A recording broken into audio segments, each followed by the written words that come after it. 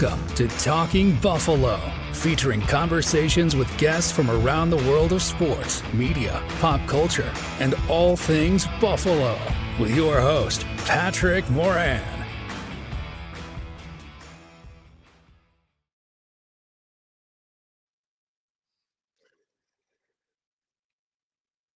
What is going on, everybody? How you doing? Welcome to another episode of Talking Buffalo, your weekday daily driver for Buffalo sports talk and more.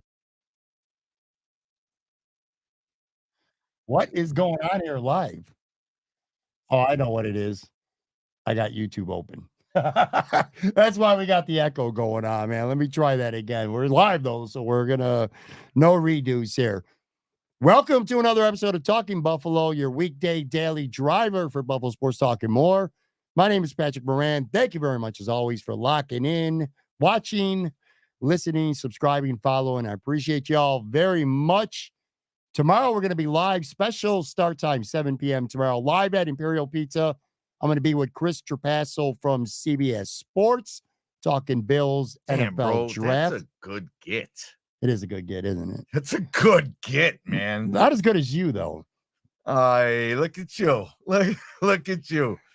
The delivery left a little to be desired, but it was, generally speaking, that was a good joke. All right. Well, if you're not watching and you're only listening, the voice you are hearing alongside me is we are actually live streaming us on the video side live here on a Wednesday evening.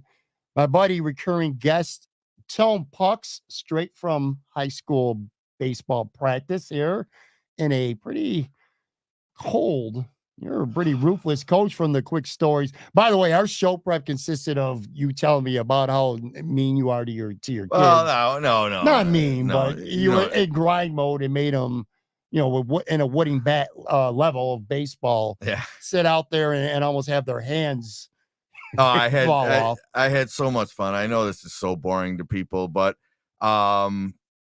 like finding this coaching life at 50 years old, after I didn't coach any of my kids, right? Anything like that. It has been an absolute blast, man. Yeah. I mean, it has been an absolute blast. I'm sure I'm gonna sit there and not try to not say who I coach for or something, you know what I mean? But I wear the gear every single day. But so to be at a top program like that, at the level that suits me perfectly, all right, I'm the freshman coach. It suits me perfectly because I don't have to be too baseball savvy. That'll come. That'll come when they get up a little bit. I just found my sweet spot, and oh man, I was excited all day for a high school baseball practice, and my guys were not as excited by the end of it. They were cold, bro. Yeah. They were cold and they were not shy about it. But hey, look, man, it's high school baseball in the Northeast. There are teams playing games right now, and it'll serve them well one day. And maybe, after I'm long gone at like their 10-year reunion, you know what I mean? Because I don't think I got 10 years in me. I don't mean just coaching. I mean, I don't think I'm going to be alive for 10 more years. I really don't. Yeah. But I think that maybe they'll look back and maybe they'll win a chip or two and look back and be like, maybe remember when that crazy fucking old ass man coach? Yo, you hear he died? He died. You hear he died? I got to say something right off the top. We're going to talk plenty of Bills here, plenty of Sabres. I don't know if this is like the best Buffalo podcast. I don't know if this is the worst Buffalo podcast, but what I can promise you, more likely the latter. What I can completely promise to everybody who's watching or listening, when you're on the show with me, I'm not talking about every other show. This show specifically, this is the least prepared podcast in the history of podcasts. And I'm not joking. Like typically, anytime I know on this show, I'll go over stuff with my guest. I know other podcasts, at least they have an outline what they're going to do. I do. I got plenty of notes. You roll in here, maybe, especially when we're going live, anywhere from as little as 5 minutes before the show to maybe as much as 15 to 20 minutes before the show. You have zero interest in asking what we're going to talk about. I mean, you don't even straight vamping, baby. You That's don't where I eat. Straight vamping. You don't ask what we're going to talk about. Sometimes I might bring up something and you're either disinterested, flat out disinterested. Like you told me earlier before the show, I told you about one thing we're going to talk about. And you said, fucking droned on and on about PSLs. And I was just like, can I just go home then? Right, like, right. You just, I got, what do you want me to say to any of that? You have actually, no though, interest. I think we can, take care of each other with that like conundrum. You go over the PSL stuff that you researched. No, I know where you're going with this. And I go. And that's what I'm going to say. Rip He already myself wants a heater. cigarette. I go rip myself a heater. We're 6 minutes into the podcast. You did warn me right before we started taping that at some point you plan on leaving and for me to talk for a couple minutes so you can slip out and go have a cigarette. Oh, man, that's keeping it real right there. It is. But whatever. I enjoy it in a way too, because it kind of makes for a very unpredictable podcast. That's for sure when I have you on. Want to start out by wishing your favorite sports owner a happy birthday today. Terry Bagula's birthday, at least as we tape this. Most people are listening to this on Thursday, but celebrating by watching his hockey team fall down 5-0, get quite literally booed off the ice. However, as we're taping this live, they did come back with 2 goals. I got to tell you, man, been watching the team for a while. That was, I don't want to say it was one of the worst periods. It's one of the worst outcomes I've ever seen in a Sabres home game. They're down 5-0 after 1 period. But that was one of the worst lifeless performances from the team. And the fans were so annoyed and over this team that they booed. But it was almost like they didn't even give a shit. Like it was almost like one of those in passing boos.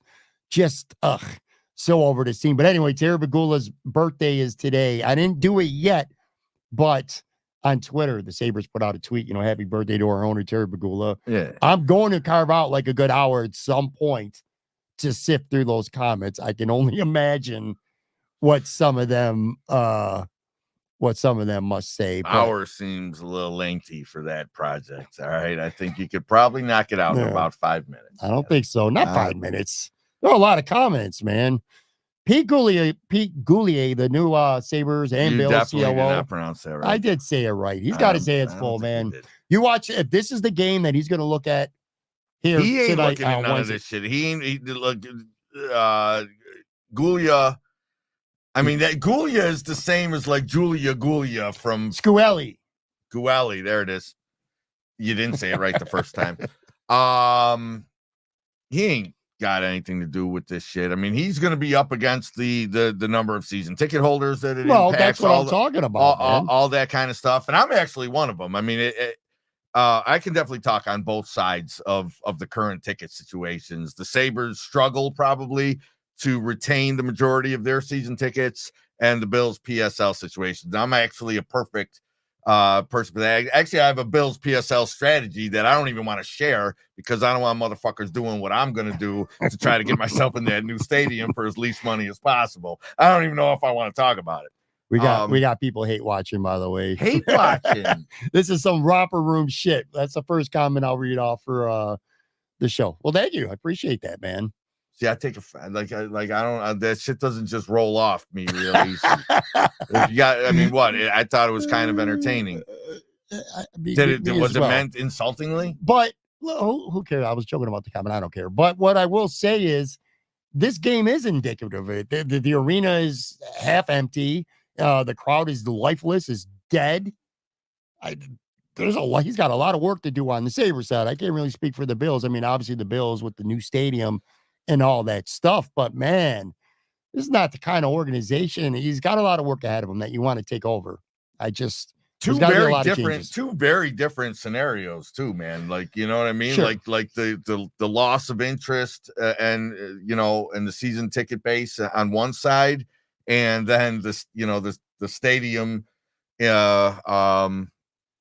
ticket situation on the other, new stadium ticket situation on the other. Those are super wide, all right, differences on the spectrum. Like each is their own situation, all right, in very different ways. So, yeah, bringing up the fact that he's going to have his hands full, all right, with on the PR side and the demand and all those sort of things, it's pretty relevant. It is pretty relevant. And I remember saying at least one time that this hire coming up was a very big one for both of these franchises. You know, there was no way that role was going to go unattended forever. You know what I mean? After, and especially, all right, after the debacle of, you know, the relationship issue with the last guy. And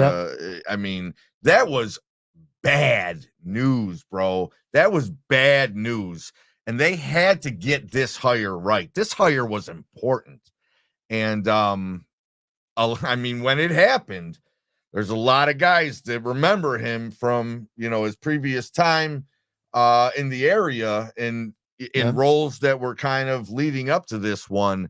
And everybody, to a man, had good stuff to say about him. All right, that made me feel that made me feel real good. Yeah, I remember like Shope said he covered him. Either, you know, were a lot of the ink guys, right? A lot of the old time journals. They'd be the ones to remember him most. But you know, those are the ones who I think, you know, commended the hire. That might not be the best thing to some people because, you know, they think that you know, the paper guys are dinosaurs. But I think in this particular case, you know, the high regard that they have for him is a good thing. I think it's a good thing. Yeah, I mean, I'm not saying he's not going to be up to the task. I'm just saying there's a lot of work ahead of him on the Sabres side because the team's a disgrace right now. They're disgraceful on the ice. You know, UPL played lousy tonight, and by tonight I mean Wednesday. Again, a lot of people are going to listen to this on Thursday, so let me be clear. UPL was lousy. The Sabres actually came out okay in this game, and UPL was horrible. Let in 4 goals on 8 shots. That's not on really so much the coach, although we should have called timeout maybe after 2-0 or 3-0. But I started thinking in my mind, imagine if UPL was not playing at a near Vezina Trophy, at least conversation level this season, how god-awful this team would be. And that's on the ice. Off the ice, it feels like they're kind of stuck with a coach right now who could do some things well, but leading a team does not seem to be one of them. He's 3.5 years in, 30 games under 500. They're no closer to being a playoff team now than they were a year ago, and they were real close though last year. And then his extension isn't even started yet. And I sarcastically said, happy birthday to Terry at the beginning here. He ain't firing his ass before the extension. He's not going to pay him that much money to not coach. And at what point is he accountable? And then you got Kevin Adams. What the hell is he doing? A horrible offseason for him. Then you got an arena, which you can speak on this far better than I have. And you've ranted about this on this show. Just a really shitty arena, shitty concessions, a shitty game night experience. You've railed on it many times. So he's got that out of him, a season ticket base that certainly seems to be dwindling. I remember, wasn't there a time not all that long ago where it was hard to get Sabres tickets? Like, there used to be a score. I remember that at one time. Now, shit, man, you go to a fucking game for $7. You go to a Sabres game, and the arena and the experience sucks. So that's what I mean by he's got a lot of shit ahead of him, a lot of food, or I should say a lot of plates on the table right now. I mean, am I wrong? You have talked about on this show your game experiences because you have partials for the Sabres season tickets. You got full Bills season tickets. You have a pack, right? Mini pack or whatever you want to call them for the Sabres.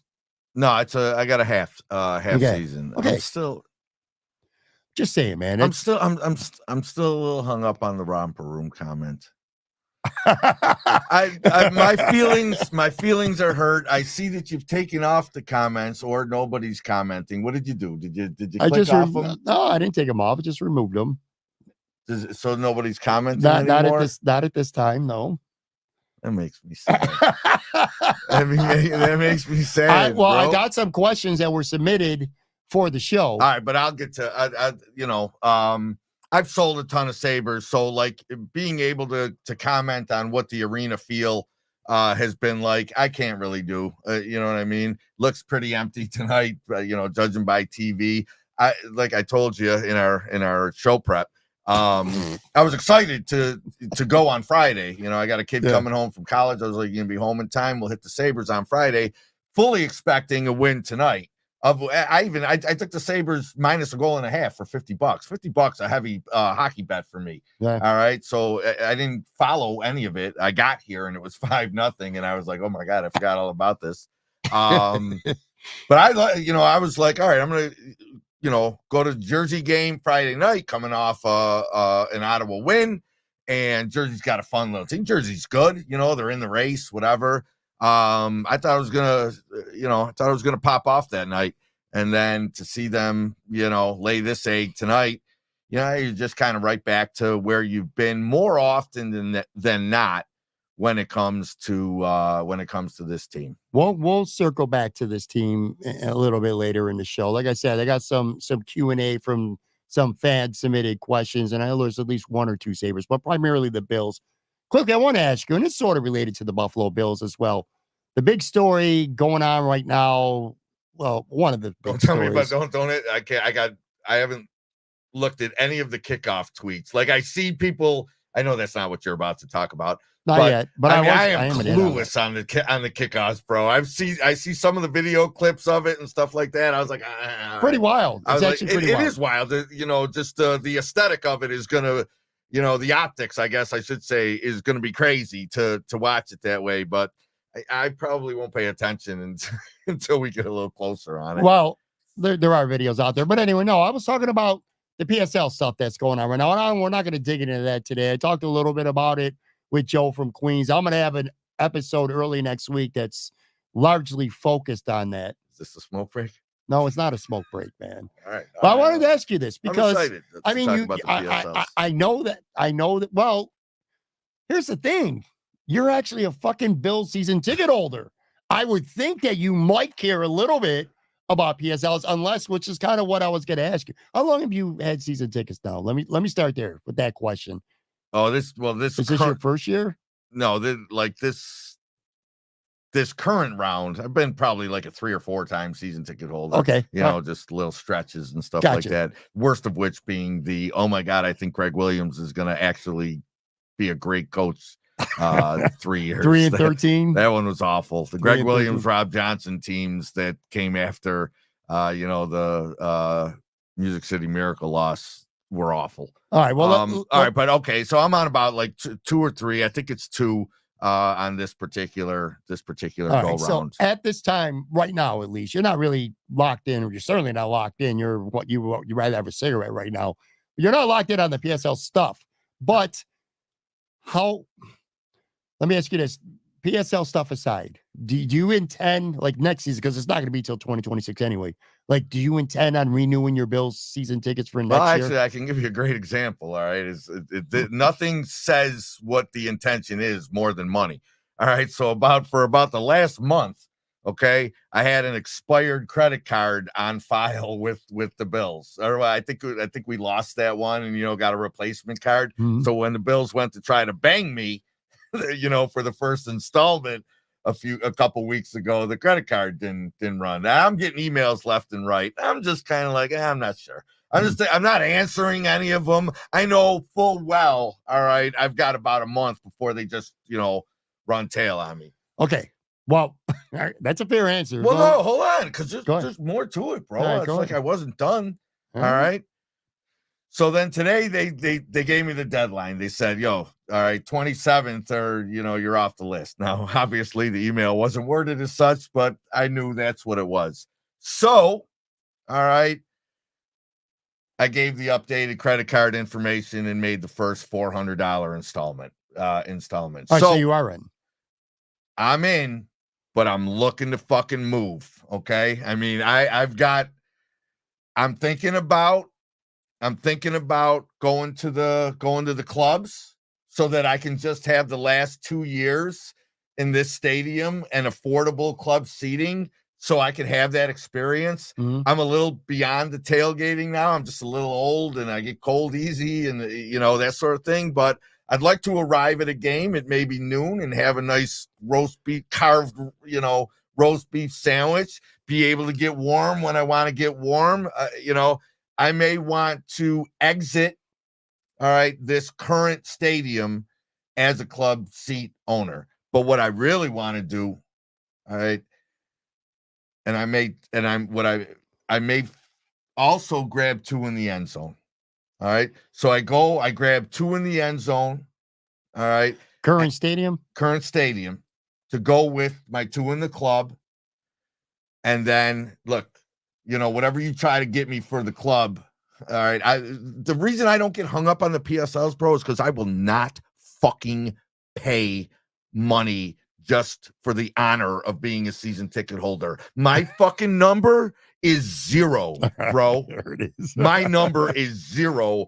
There is no such thing as a license. Now, look, if it's cheap enough to where I absorb it into the cost and it's still a reasonable ticket, okay, fine. You wanna be able to say that you got me for a G that way? Knock yourself out. That was what I was going to ask you. That do you have a hard line? Like what? I know you're saying right now it's 0, but when push comes to shove, do you have in your mind a number where you say, if it's this amount of money, I will pay? I don't. I don't. It's probably going to be around. Honestly, here, I'll give you the number. The number's going to be whatever I exit the club seats at.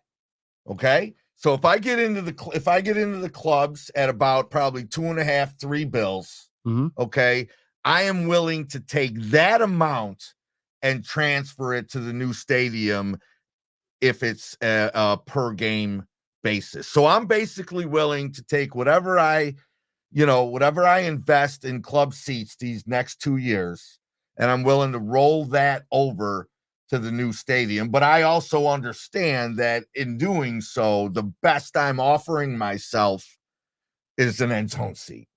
It might even just be a standing room, but I might be willing to go as high as, like, say, 253 bills a game. All right, just to get in the door. Well, that is a deep dive. That was actually, yeah. Well, clip that. All right, because that was some well thought out shit there. The thing with the PSLs, buddy. The thing with the PSLs, and again, I'm not going to get too into it today, at least anyway. But what I've talked to a couple sources, and one of them is ironclad, man. And that's all I'm going to say about it. And I have found out prices for the 3 best seating locations in the stadium. So we're still doing this. So, well, listen, so far they're only giving tours to people, by groups. And right now it's like the best groups and the most expensive. Anyway, if you want the best seat in the house, and there's only like a couple hundred of them even available now, you're going to pay $50,000. $50,000 for the PSL. If you want to sit in one of the 2 really great club level seats, then you're talking $20,000 or $15,000 for the PSL.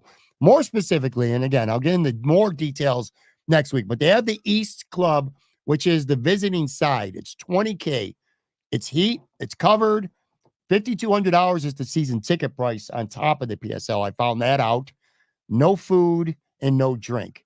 The Field Club is $15,000 for the PSL. So $15,000 to be able to buy the season ticket, which is $4,300 for the season.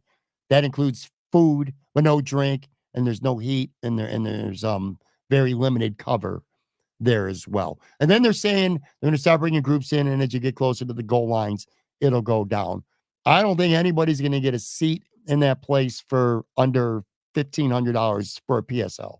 Now, I don't know if you know this, or I don't know if you care, but if you're considering buying a PSL, you pay a deposit down. Like if it's $8,000, and they're not saying you better write a check for $8,000 right now. You got to put a deposit down, and then you get a certain amount of time to pay it, or you can take a loan and you can pay it, of course, with interest. It just, how do you see it playing out? I guess that's the only question I got left for you. I mean, again, you're a season ticket holder. You kind of made clear what you're willing to do when the new stadium opens. How do you see this playing out? Do you think that is going to get overblown? People are going to be angry, of course, but do you think at the end of the day, they're still going to sell the PSLs that they need to sell? Do you think it's going to be an issue in Buffalo? Do you think the crowd, the clientele that goes to the games is going to change over the next 5 years or so? How do you think, as of right now, at least, how do you see that playing out? That last part was really relevant to the answer when you said, do I think the clientele is going to change? I think the people, all right, that they're targeting to fork over that sort of money for a PSL are not necessarily the people who are currently yapping about it on social media. Okay. I mean, I think the Bill's Twitter, the crowd right now that is most abuzz about, the PSLs, they're out. They're out. They got priced out. That's why everybody's bitching, right? If you're bitching, you probably got priced out. Okay. I think they knew they were pricing a lot of people out. Well, most people don't know yet, though. Most people don't know. I think they just happen, all right, to have priced out some people that are more inclined to be vocal, Twitter, social media type of fans. These to me represent very small percentages of the overall capacity to the stadium. All right. And I think that's probably the angle that Guelli is going to take in the PR thing. Look, we know you've heard these numbers. Okay. These numbers represent about 4 to 6% right of this of this build. Right. Okay. And in the end, I think people are going to have to be savvy if they want to get in the new stadium. They're going to have to pay more and they're going to have to be savvy, but no one's going to have to take a second mortgage other than people that can afford to. And, it is going to be unfortunate for some, some won't make it into it, and they'll certainly, you'll hear about it. I saw a funny meme, and it was on one side it said 2023, and it was like Bill's current fans. It was like Del Reed and the Chef and Pinto Ron and Kimmick and a bunch of some other people. And it was like not young fans, because a lot of old fans too, but people having fun, energetic, crazy crowd. That's a good meme. Then on the I left, can already tell. and then on the left, it said 2026. And it was like old white people all sitting in a stadium like you would see at a spring training baseball game. Just a bunch of old, rich white people just sitting there in a stadium with, in their fisherman hats. That's actually sounds like it. I would have LOL'd at that. Maybe it's all strategic though, right? Maybe everyone who gets priced out of the new stadium will turn around and be like, oh, fuck it. I'll just grab something to the Sabres. And then they're able to just move that group into hockey fans and Sabre ticket buyers. It's actually brilliant when you think about it. I think at the end of the day, they're going to, whatever they're looking to sell, they're going to sell. I'll just leave it at that. There's going to be some resistance. Some people will give up their seats, but when they do, there's going to be other people. Plus, there's like 10,000 less seats, I think, or something like that at this new stadium too. So it's like 65. They're going to sell them. Anyway, here's what I'm doing. I'll take a real quick break, come back. Actually, then we're going to get into some questions. Like I said, some actual Bills and Sabres talk. We'll be right back. Like Not enough time like a real break? No, like a 3-second break. Literally on the video side, literally 3 seconds.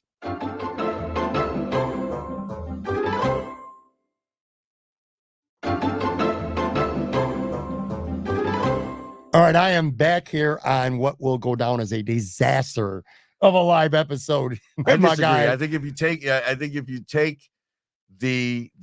the comment that hurt my feelings out of play, you're still triggered by that. I'm not gonna forget about that for a while. All right. I think if you take that out of play, I think we've actually had some engaging conversation. Yeah, sort of. Well, let's see if we get a little bit more, because I got some questions from fans. At Skylock 923 says, easy to talk. And by the way, when I said we didn't do any show prep, you're literally hearing these questions for the first time. So it's not like you've had a second to even think on these. Literally easy to talk about what you like this offseason for the Buffalo Bills. What are a thing or things that you haven't liked? And again, this is from at Scott Lock 923. So when you look at this offseason so far to this point, is there like maybe one or two things that you don't like that the Bills have done or not done? Whether it's their own guys outside, what are you thinking right now? All right. Well, it's not a matter of not liking it. All right. Because I think it allowed us to do some other things. But the first obvious move that comes to mind as far as things that I don't think, paid an immediate dividend to the position group is the release of Mitch Morse. Okay. Yeah. I mean, I'm starting there. And then I'm going to go on the back end. All right. I know a lot of people were happy with the Edwards signing, and I'll, go with whatever it is the masses are saying. They pay more attention to it than me. But, it's 1 year, $4 million. How in demand was the guy? Okay. And when I couple that up with the fact that I think Taylor Rapp is middle of the pack safety. Okay. I got to get something more. Like, we know we're getting that receiver. All right. We know that's happening. Yeah. I gotta get a safety, and it doesn't have to be the draft, but I think I want one by the end of day 2, man. Really? Because then I don't get a 4th. Then I can't get I got no 4. Right? I mean, they could probably hop back into the 4. Maybe the 5. They got no 3. They got 2 4s. No 3. That's right. Yeah. Then I'm. You're talking about early day 3. Then you want one early day 3. Yes. That's right. I keep forgetting that we're only coming out of the. They got first 2 screwed days. on the Tremaine because they got screwed on the Tremaine. Interesting that Bean had no problem saying that he felt he got the shaft got a raw on deal. there. He said he got a raw deal. Times, man. Yeah, he was pretty vocal about that as well. Okay, so those are my 2. All right, those are my 2, and maybe I wouldn't mind having Levi, Devin Levi. Is that score changed, by the way? Is who? No, it's still 5-2. Still 5-2. Levi Wallace. I wish I don't know how I feel about Kyer Elam as my 3. All right. Wouldn't mind having another veteran there, but these are, man, this is fringy stuff, man. Okay. Every single situation or position that I just commented on, has guys, and they don't suck. Okay. Talking about the Morse move, there was a plan and probably more to come. I don't think David Andrews is done finding competition at left guard yet. I really don't, man. Especially the way they like to move him around and tackle. I'm not sure our left guard is on the roster right now.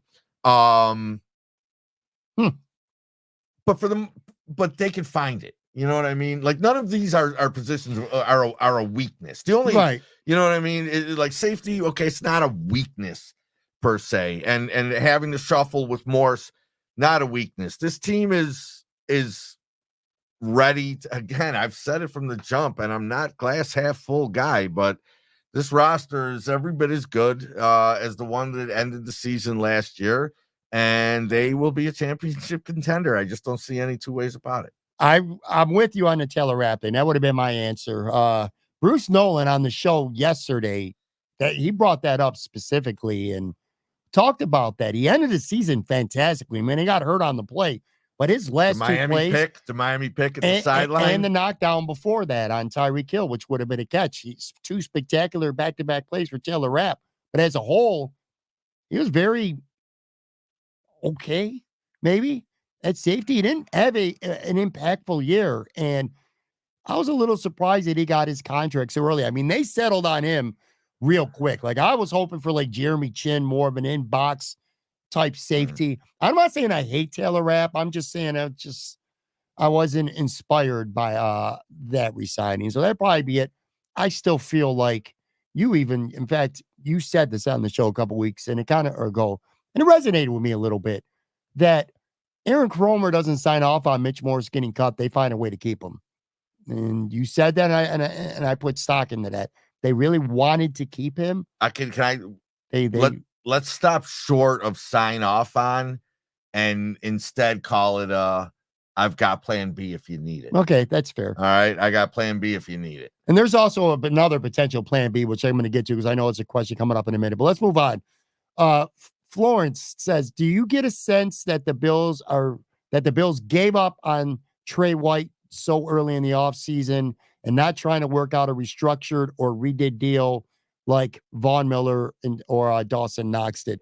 She's asking if you think the Bills are going to regret cutting Trey White. By the way, he signed a 1-year deal with the Rams, of course. But I don't know. She seems like she's questioning if the Bills should have tried to do a new deal for him, if it was even possible. Or you just good with Trey White, the football player, making that cut at that time. I think that became the much more viable option than any sort of restructure on the basis of the savings versus the cap hit. All right. Financially, yep, that was the call. Financially, that was the call. It saved you a ton. You didn't get killed. All right. It was the cleanest way out. Now, I don't know what it may have looked like next year. You say you could have, you know what I mean? But it was a sweet spot to get out. They can do a lot of stuff with his money after June 1st.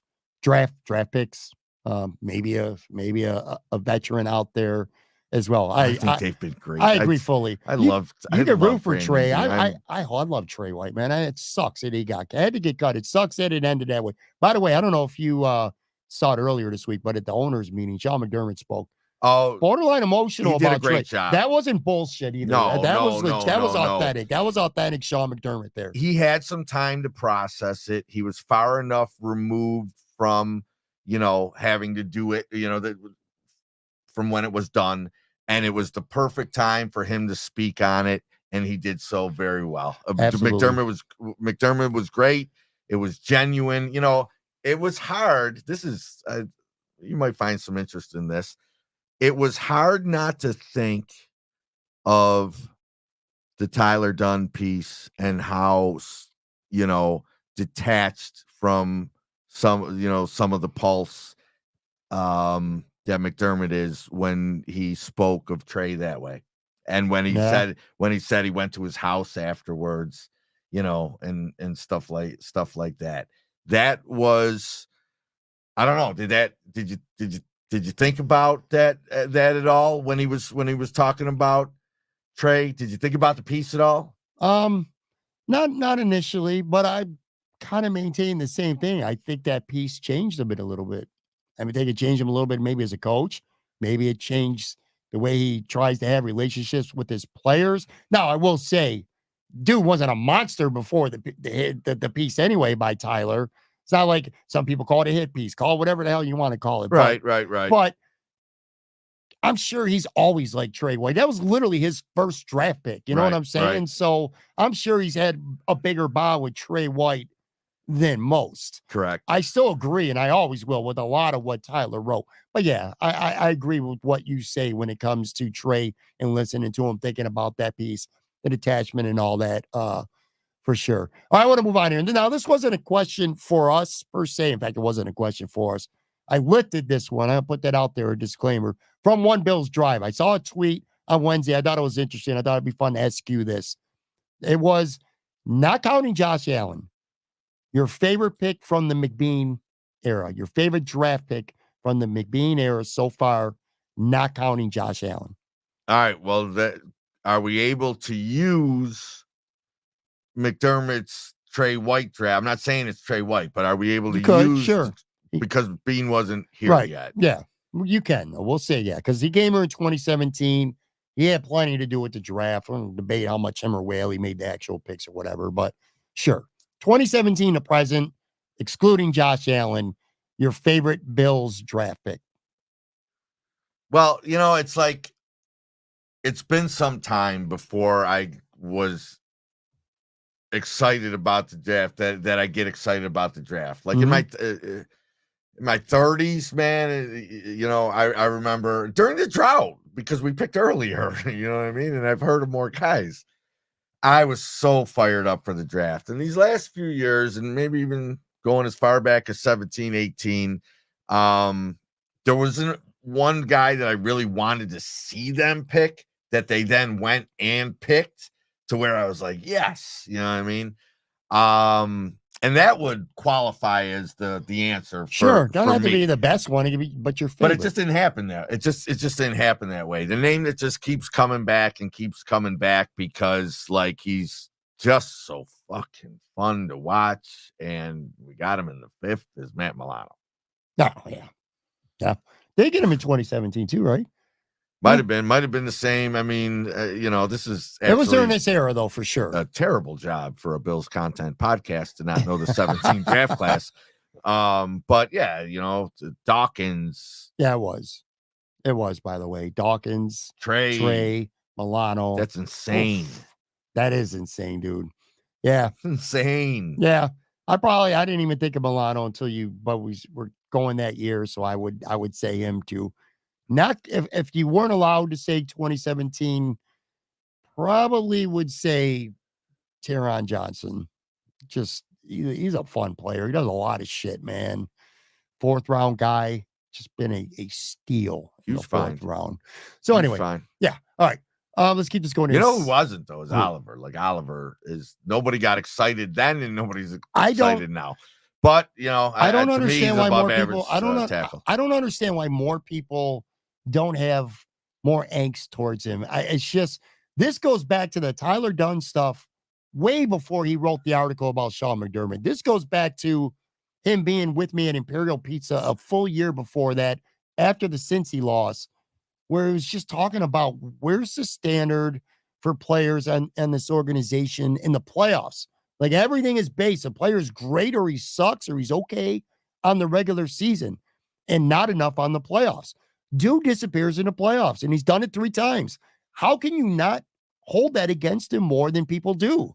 I just don't understand that. I really don't, man. I don't care what he does in the regular season. Do something in the playoffs.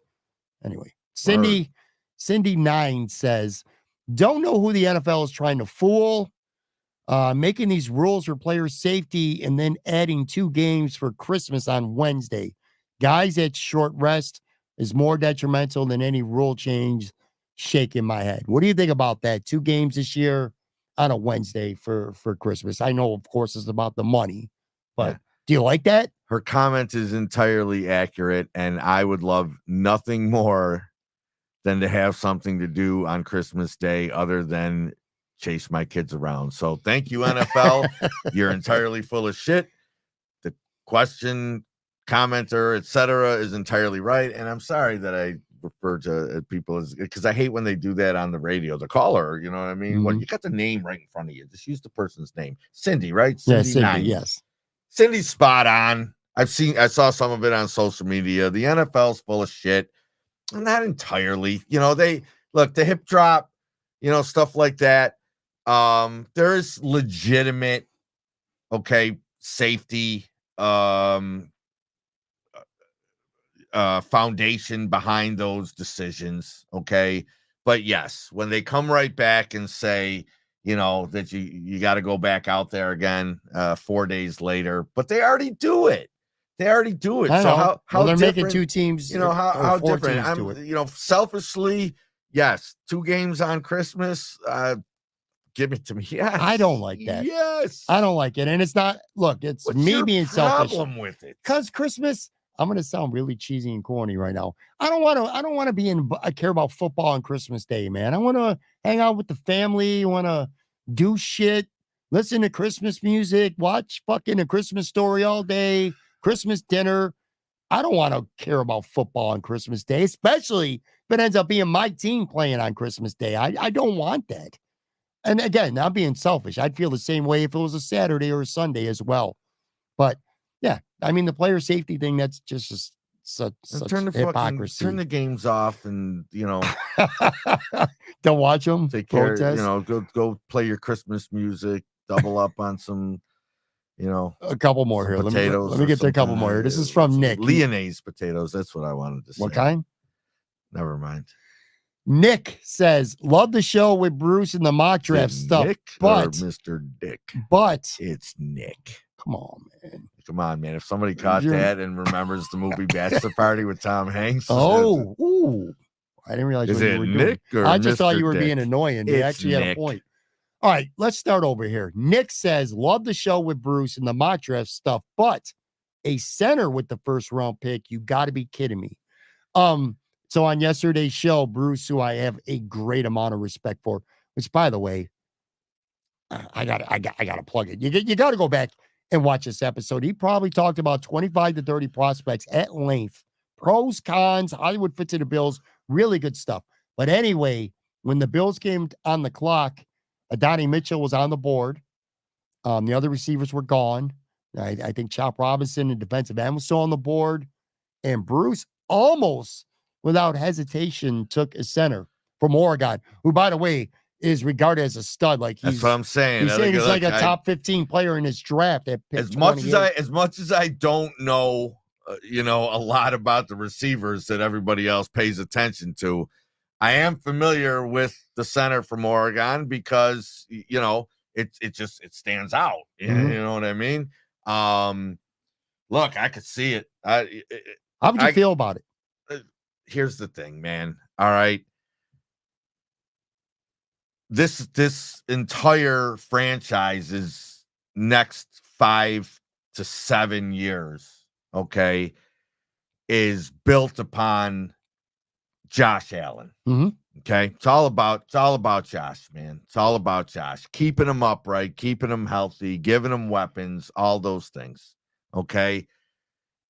If the absolute best interior lineman in a college draft gets to you at 28, a franchise type of interior lineman that, becomes your Kent Hull. Thank you for saying that. Jim Kelly. Then you got to consider that shit. Yeah. I'm not saying you got to do it, but you got to consider that shit. Now, I don't think the Bills were just giving you, coach speak or whatever when they talked about moving McGovern into center when Morse was let go. Wouldn't even shock me if they stayed that route in year one if they were to draft a kid. All right, start him off at left guard. Yeah. But generally speaking, you go, you find, what's Nelson's? Quentin Nelson, the guard in Indy. In Indy. All right, he's not a mauler like that, but Nelson's a guy who you just knew was going to dominate. He was the best interior lineman. He was kind of a generational interior lineman. It might be a bad job. Top 10 pick. Yeah, I know. Man. But your point is right, though. He was the best interior lineman. This guy might be on the board at pick 28, and he's the best interior lineman. And not just of a weak class. I mean, it might be a weak class for all I know, but he's not weak. You know what I mean? No. He's not like the just the best of right. of junk. But he's apparently extremely good. No, Bruce, it would be ballsy and there would be pushback. Fans would be like, there would be fans that are, super annoyed by it. Not that many though, but yeah, for sure some. No, plenty. I'm glad you said Kent Hull, by the way. But no, look, man, when you're drafting 28 and you get a guy, all right, that can become one of the best in his position, whatever that position may be, unless you're stacked at it. All right. Unless you're stacked at it, and you get a guy who could be one of the best at that position for the next 10 years, you got to think about it. Absolutely. I'm glad you said Kent Hull because I've heard Jim Kelly say in interviews before that to him, Kent Hull was the most important part of his offense. He was the most valuable player on that offense for Jim Kelly. And he said it several times. You could go get a stud center, and now you got him, you got Torrance, you got Dawkins, and I think Spencer Brown's headed towards an extension. I think he's going to be here for a while. You got 80% of your offensive line under Josh Allen pretty much set in stone for 3 to 5 years.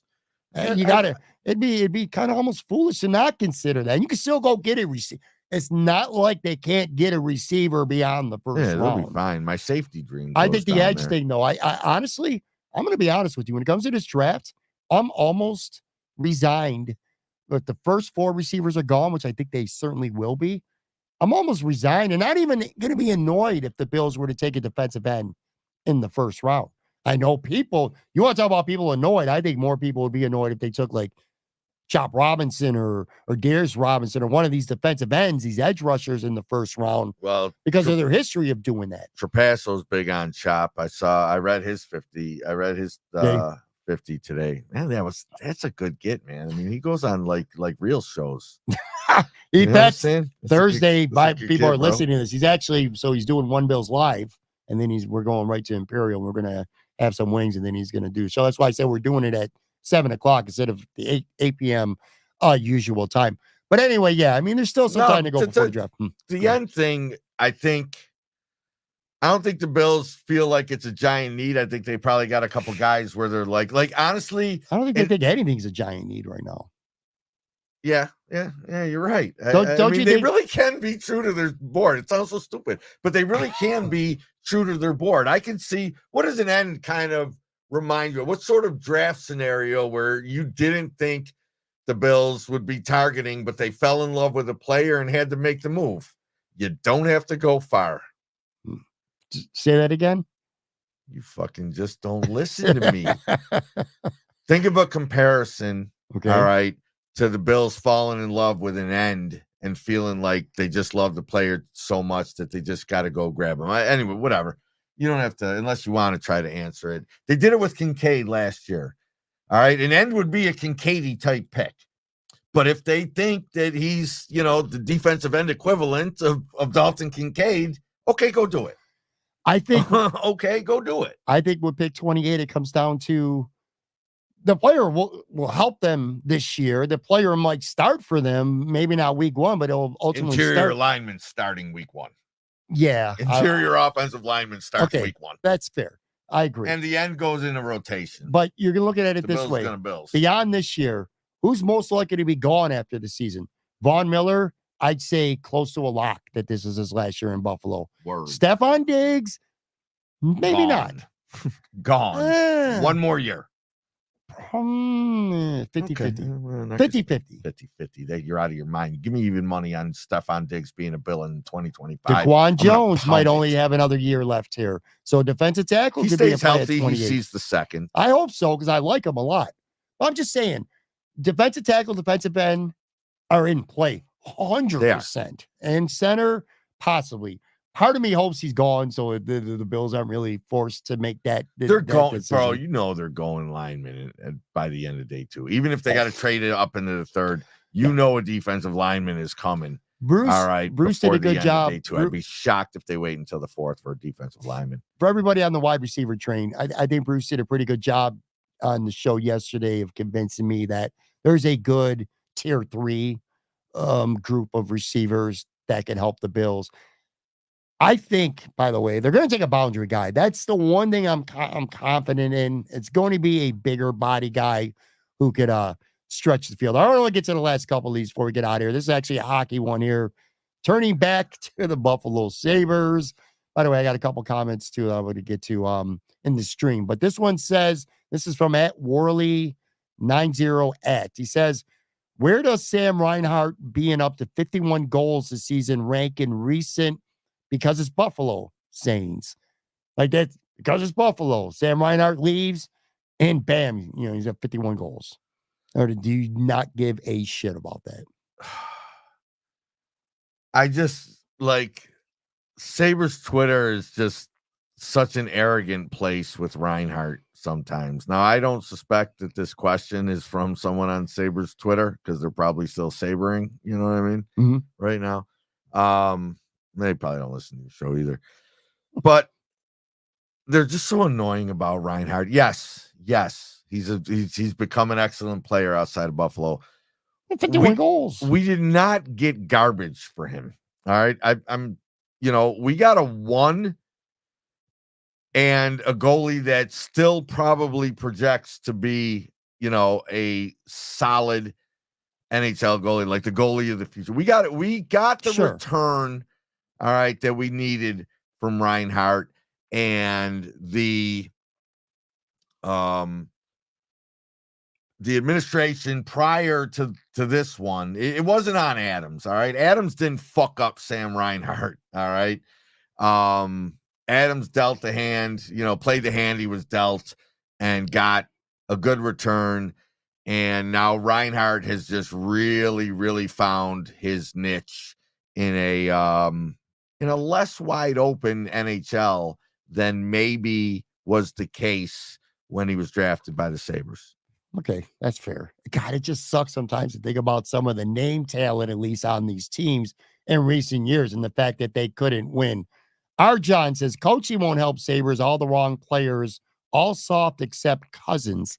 I tell you, man, I'm not really high on Cousins right now. Terrible year. I think he's played pretty lousy, quite frankly, this year. I know he's had injuries and stuff like that, but I don't want to get too Sabres-y here because, I'd rather get closer to the end of the podcast in general.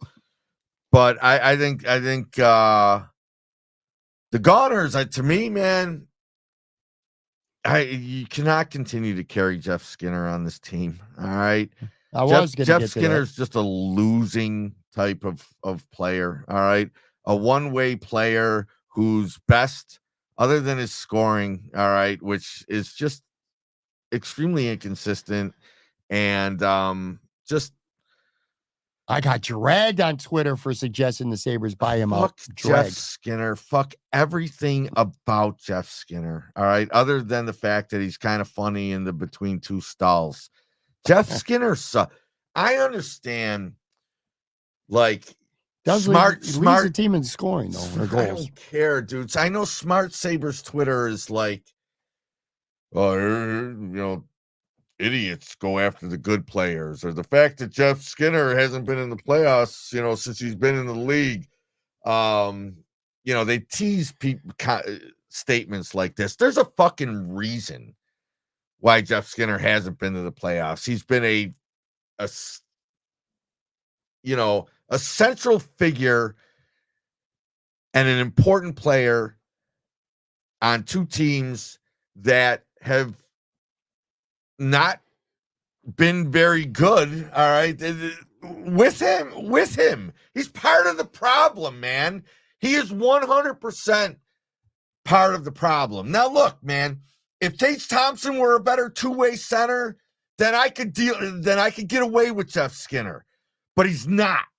All right. Tage Thompson is not a good two-way center. He's a shitty number one center. If you want to know the truth, everybody's ecstatic because we got him for $7 million and some change. Well, you know what? I know, he had the big goal scoring year, but it's not looking like quite that bargain anymore. If anything, it's looking like a little bit of an anchor.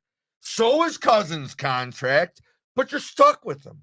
You're stuck with them. So it's the guys on the fringe that you got to find the replacements for. And one of them is Jeff Skinner. Yeah. One of them is undoubtedly Jeff Skinner. And I don't care if you got to eat 4 or 5 for a couple years. You hold off on somebody's extension then. God forbid this fucking guy, Adams, holds off on somebody's extension.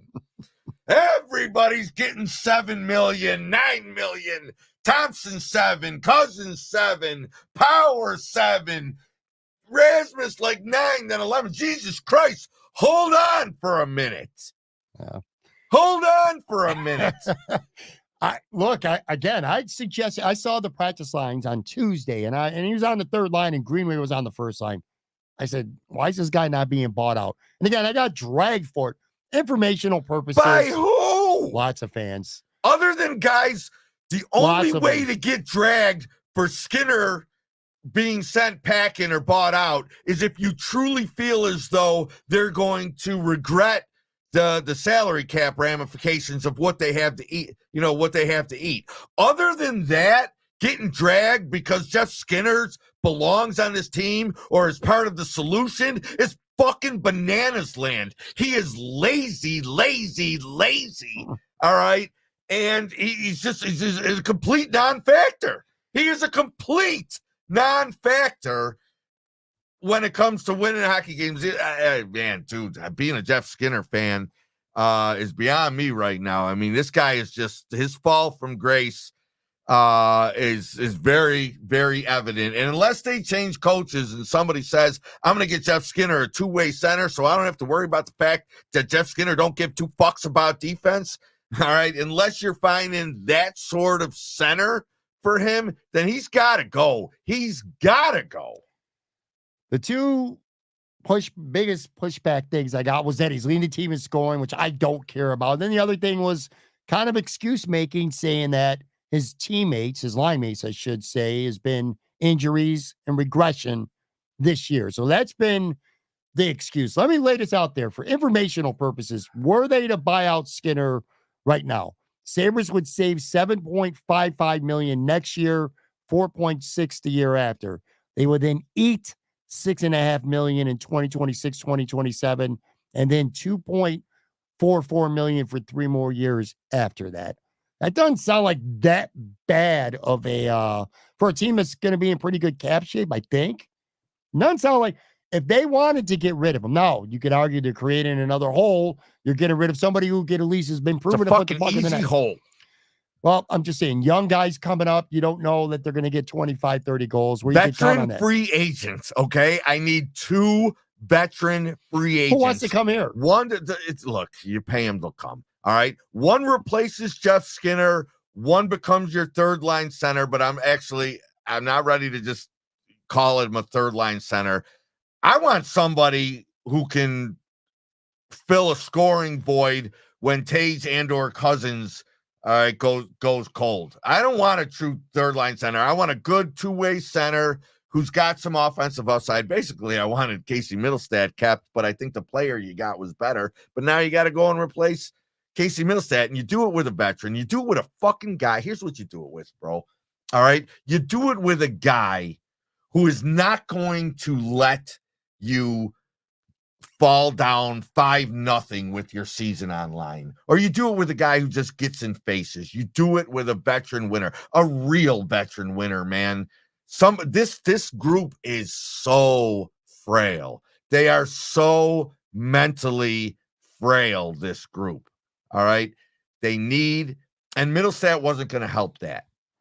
They need a winger and a center that can lift their soft asses through the stretches of the season that kill them. Do you feel like that's in the pipeline? Have that internal leadership. You feel like that's in the pipeline?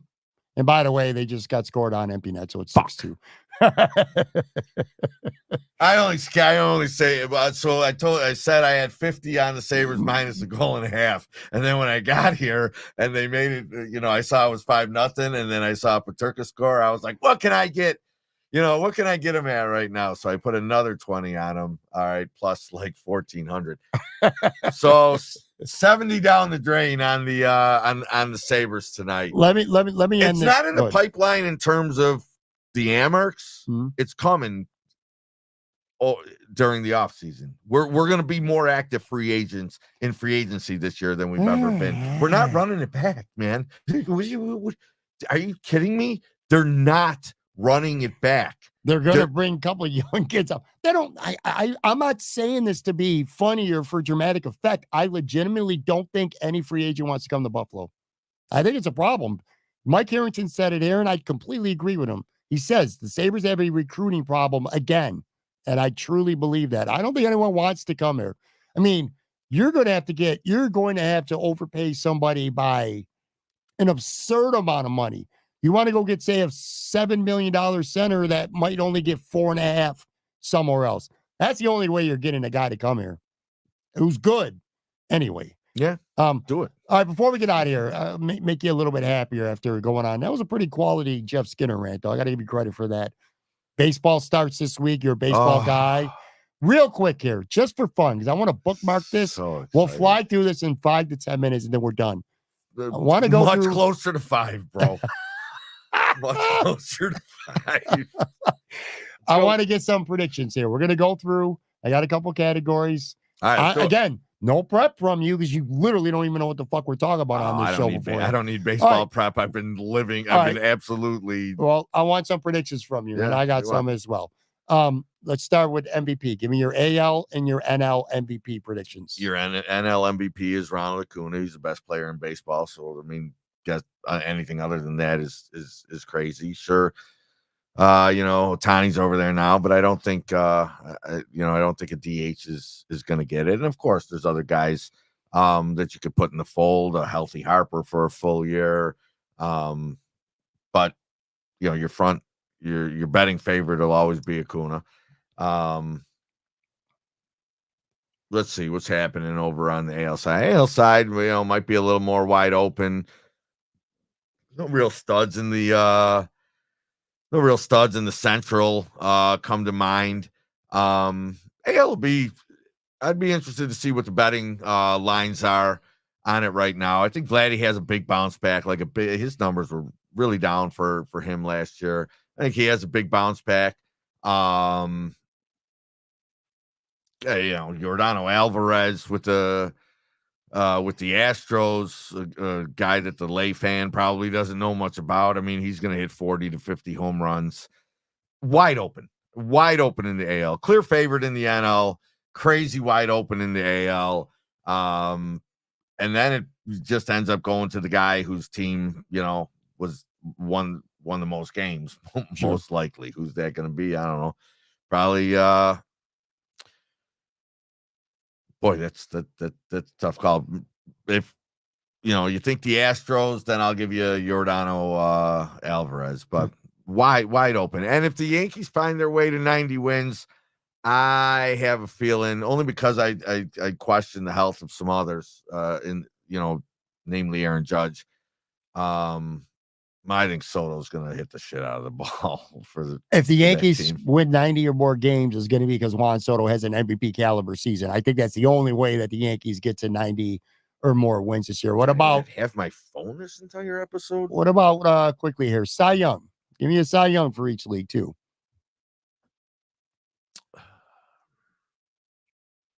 It's supposed to be rapid fire, man. You're not making this rapid fire. I know, but it is just I really enjoy, You're not going to remember this next week anyway, let alone what you said a year from now or 6 months from now. I mean, all right, is Spencer Strider ready to win a Cy Young? He's a strikeout specialist on a team that's going to win 100+ games.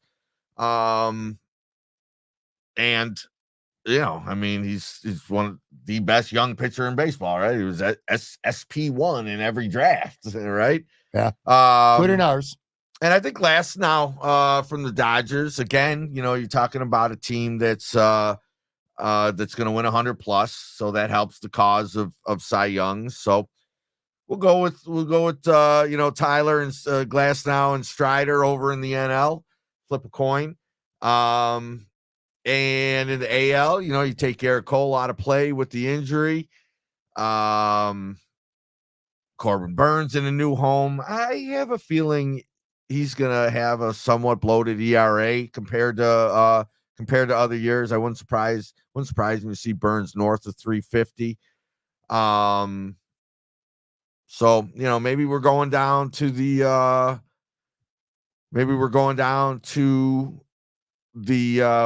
the West there, and plucking a guy like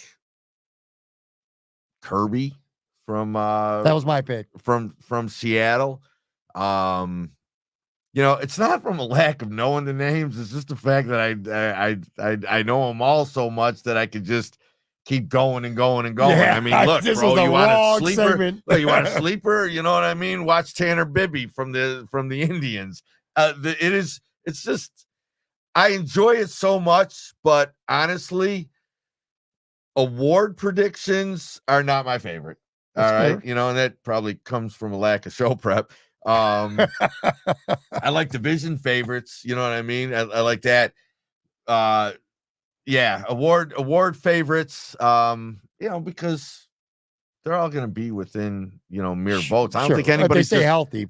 I don't think anybody's just going to dominate it, but it happens. It happens. Sure. And by the way, just to be fair, you're the one who said closer to 5 and not 10 minutes here in this last segment. Yeah, all right, listen, bro. I didn't know they were all baseball, motherfucker. Well, I'll go for another hour.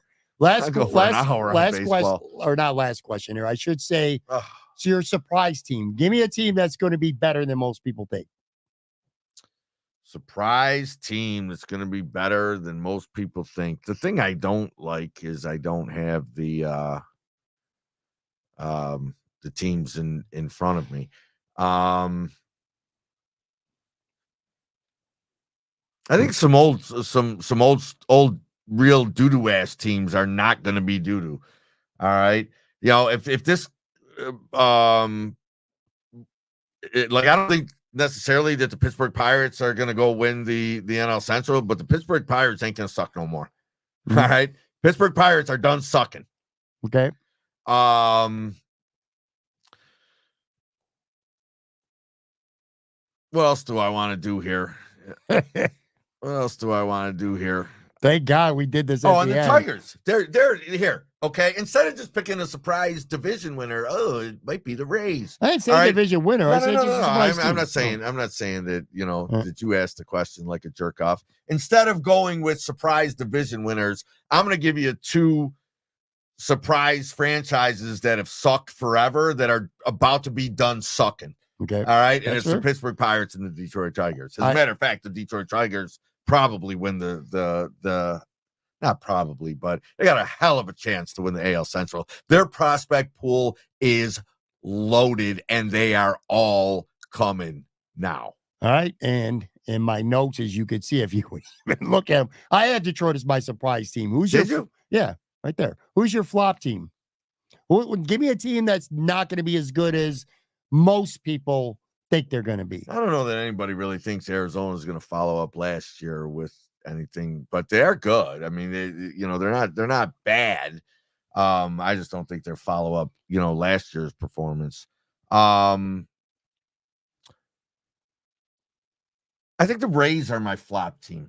All right, and I know it's not a team that anybody's like super, super high on, but I think everybody always looks at the Rays and says they'll find a way. I think this year, they're going to find themselves in a little bit of a 1 year regression because the kids ain't quite there. All right. And the absolute studs that were supposed to be centerpieces of this rotation, guys like McClanahan and Baz, all right, and Rasmussen and Springs, they're all down, man. They're all injured. They absolutely have had to piecemeal this rotation together. And I think most people always think the Rays are going to find a way to be the Rays and push up against 90. I think this might be a year where we see them closer to 500. Okay. I actually got the Yankees. I don't know how many people are saying the Yankees are going to win. Yeah. Well, I just don't think they're that good, man. No, they're not. I just don't. I really don't. There's no surprise there. Quick sidebar here because I'm following Twitter live. Quick Sabres note here. 6 wins, 20 losses, and 1 in regulation when they've given up 2 or more goals at home in the first period. Dude, they have been, it just demonstrates. I'm sure it's a relevant stat, but I couldn't give 2 fucks about that stat. All right, 27 times this year, the Sabres have given up 2 or more goals in the first period. It's just a hockey team that does not come ready to play, and that's on the coach. He's got to go. Yeah, you want him going. He's got to go. I like it. 27 times you've given up 2 or more goals in the first period with a goalie who's played at a near Vezina level for a lot of this season. Fucking crazy to me. Real quick here. World Series prediction. World Series prediction. Yes. I mean, what the fuck? You know what I mean? I mean, it's flip a coin in the playoffs because the absolutely great teams like the Dodgers and Braves don't make it. But there aren't 2 better teams in baseball than the Dodgers and Braves. Sure. So pick one of them in the NL. And then I'm ready to because their prospect pool is they can do whatever they want. If some absolute stud arm becomes available, all right, no one's going to outbid this team. Orioles, it's their time. It's their Orioles. Time, baby. Yeah, it's their time. All right, last one here. Last one. It's not an award. Not an award. Give me a bold prediction for the season. I'll give you mine. I don't know how really bold it is, but I'm going to say that Aaron Judge plays less than 100 games this year. And because of that, in part, the Yankees, again, will probably finish 4th in the AL East because of that. But I'm saying Aaron Judge plays less than 100 games. Wyatt Langford not only runs away with the AL Rookie of the Year, but also cracks the top 10 in MVP voting. There you go. See how quick that was? That flowed for you too, man. Yeah. All right, I'm done with this shit, man. Honestly, No, man. that was a good. That was good. That was good. Dude, it's so hard for me to talk surface. You took him early in our draft. Sure I did. It's so hard for me to talk surface baseball stuff because I have so many layers below the surface. You know, it's funny though, honestly. The head coach where I coach, the head varsity coach, still works directly with a major league player, all right, who came from the area, and he was leaving to go to Texas this morning, and I shot him a text. I shot him a text that said, "Bring me back a signed Wyatt Langford ball." I think he's going to be a really, really special player. I think he's going to be a first round draft pick in fantasy baseball drafts for the next 10 years. All right, guys, that's going to do it for the show. Big thanks again, Tell Bucks, for being here in studio with me live on the video side, of course. Hopefully, most of you are listening to this sometime on Thursday. And speaking of Thursday night, I'll be live. Imperial Pizza, Chris Trapasso, 7 p.m. will be streamed live on YouTube as well. Talk to you then. Have a good one.